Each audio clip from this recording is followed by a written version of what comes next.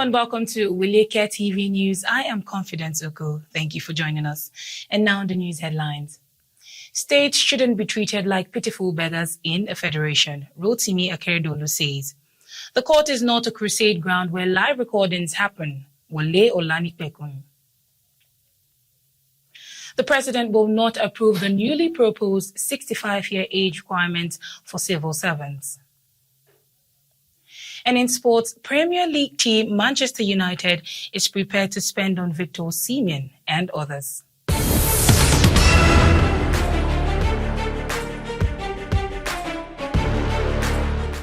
Welcome back, and now the news in details. The federal government on Monday announced that no unlicensed petroleum product dealer would be allowed to load products from June 1st, 2023. As it vowed to shut down such businesses beginning from that day. It warned that from June 1st, 2023, anyone who wants to deal on petroleum products must obtain a license, stressing that no license, no loading of any petroleum product. The government gave the warning in Abuja through the Nigerian Midstream and Downstream Petroleum Regulatory Authority at a stakeholders' engagement on gas utilization in Nigeria. The objective of the engagement was to enlighten operators on the need to urgently obtain the requisite petroleum storage license and to engender the transition from white products to gas. According to the Universal Basic Education Commission, the projected number of children not in school in Nigeria is no longer accurate. The panel also stated that the success of a national census will determine if accurate information on the number of children not in school in the nation is available.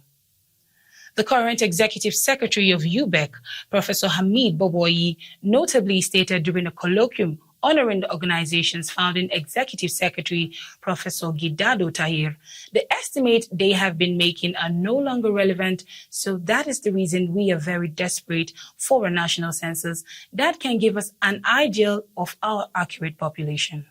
National census, which was scheduled to take place in May 2023, was delayed indefinitely during the administration of outgoing President Muhammadu Buhari. The United Nations Children Emergency Fund anticipated that over 20 million children in Nigeria would be out of school as by early 2023. Although Nigeria accounts for 12.4% of the out-of-school children in sub-Saharan Africa, the outgoing Minister of Education, Adamu, said the actual percentage was lower than that reported by the UN agency.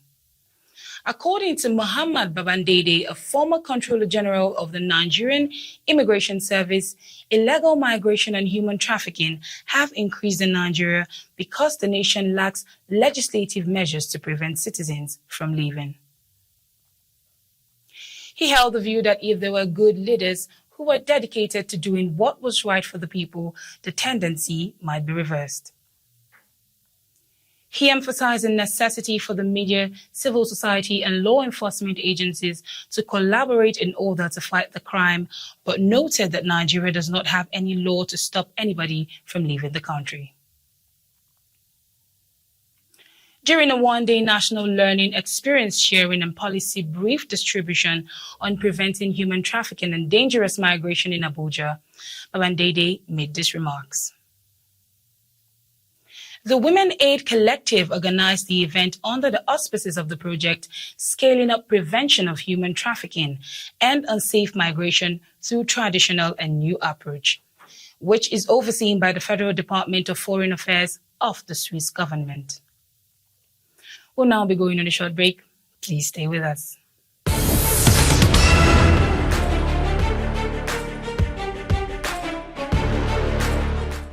Welcome back from the break. 2 weeks after her initial arraignment, the Economic and Financial Crimes Commission on Monday filed charges against businesswoman Saadatu Ramalayan Yaro in Lagos State. The businesswoman was charged with money laundering totaling more than 140 billion naira and appeared before Justice Obiora Igwatu of the Federal High Court in Abuja. She is charged with failing to submit the business's activities as required by her role as director of Sami Babi Resources Limited, a recognized non-financial firm. Ramalan Yaro allegedly made 100 billion naira deposit into the business Zenith bank account without telling the Ministry of Commerce, according to the EFCC.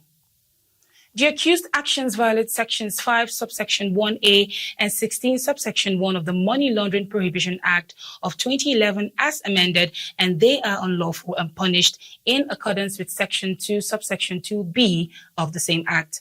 Ramalan Yaro and May Fine Fragrance Limited, a recognized non-financial institution, were charged with money laundering, totaling 40 billion naira in the second accusation. The prosecution's attorney asked for a start date for the case after the accused entered a not guilty plea.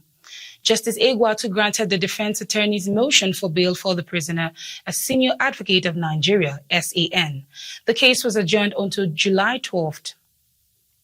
In order to expedite the growth of the nation, Rotimi AKEREDOLU, the governor of Ondo State, has urged Asiwaju Bola Tinubu to take the subject of power devolution seriously in his government.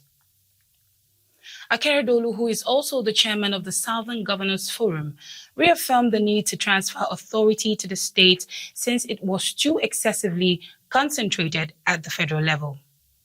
In addition, he was of the opinion the next president should prohibit the importation of any goods that might be manufactured in the nation and that luxury goods should be substantially taxed to help the economy of the nation recover. AKEREDOLU, represented by his special advisor on union matters and special duties, Dr. Dare Aragbayi, stated that at the 59th Founders Day anniversary lecture, award and endowment of the Adeyemi Federal University of Education, Ondo State, the governor objected to the country being governed under the current constitution, which gave the federal government immense power, and insisted that the federating units must be empowered to direct development in their communities. He said that states shouldn't be treated like pitiful beggars in a federation, as is the case at the moment, and that each state should be free to explore its areas of strength for the benefits of the natives and residents. The development of Nigeria will remain a distant possibility, AKEREDOLU emphasized. Unless these measures are considered, all efforts geared towards development will amount to reinforcing failure. The presidential candidate of Labour Party, Peter Obi, has made remarks on the recently commissioned Dangote refinery. He said that the Dangote petroleum refinery and petrochemicals would help the economy of the nation. The world-class initiative, he continued, will be tremendously advantageous for Nigeria's economy. He claims that the refinery, which has a daily capacity of 650,000 barrels of crude oil, will be able to supply Nigeria's internal demand for petroleum products while also saving the country the much-needed foreign currency it currently spends on their importation. We'll now be going on a short break. Please stay with us.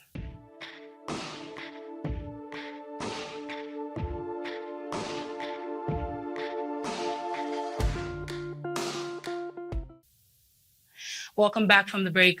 A request for a live broadcast of the presidential election petition court's proceedings has been turned down on Monday, with the court citing the application's lack of merit.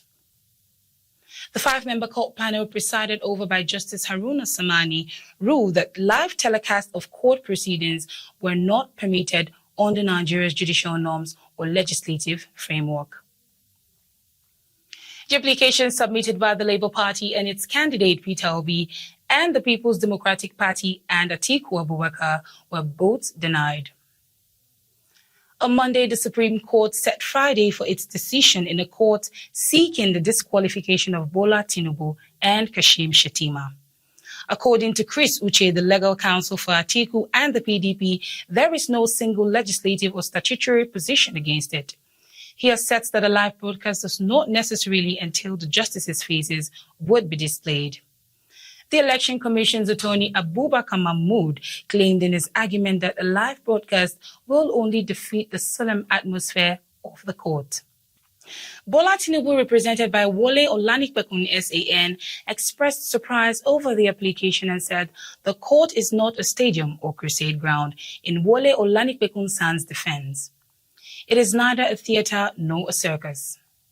The Nigerian Labour Congress, through its national president, Joe Ajaero, has asked for a fresh retirement age for civil servants in the country during the 2023 Workers' Day celebrations in Abuja.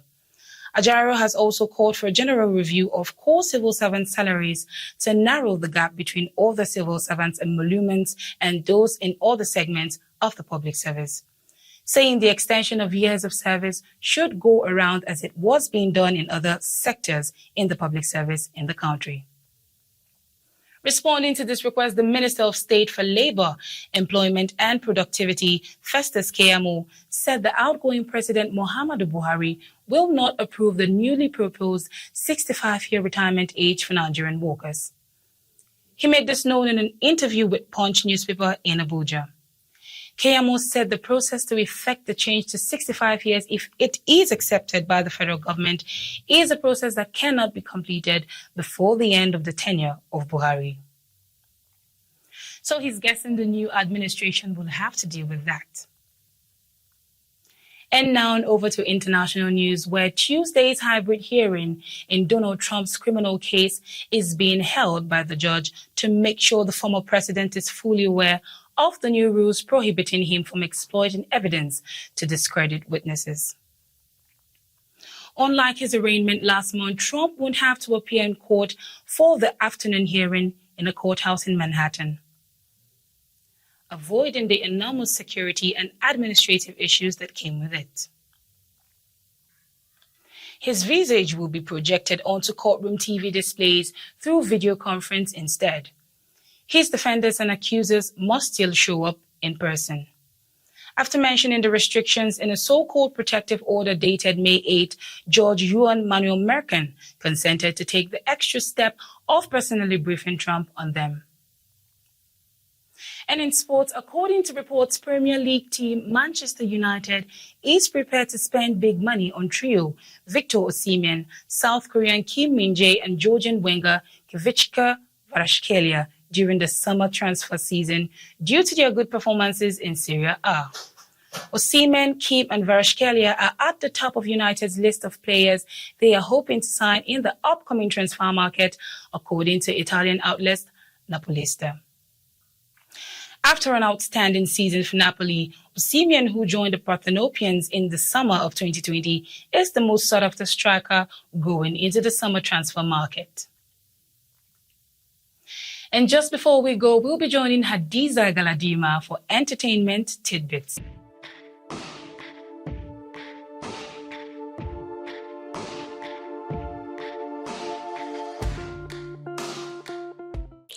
Thank you, Confidence. Welcome to Entertainment Tidbits.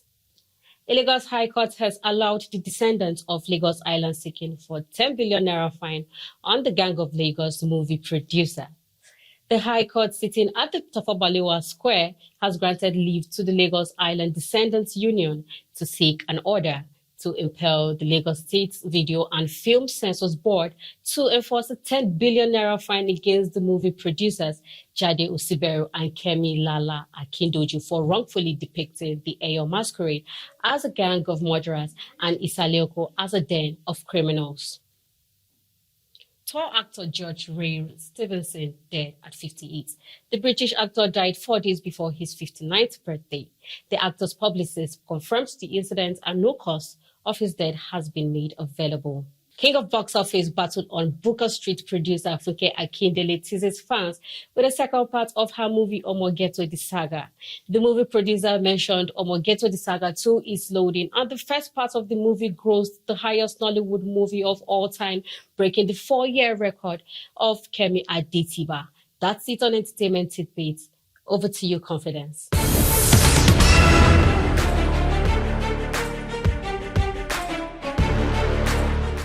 Thank you so much, Hadiza. And that's it on the news on Oweleketv today. Don't forget to subscribe and follow our social media handles on Facebook, Twitter, and Instagram at Oweleketv. And you can also follow our website at oweleke.tv. Till I come your way next time with more interesting news, I am Confidence Ogo. Thank you for watching.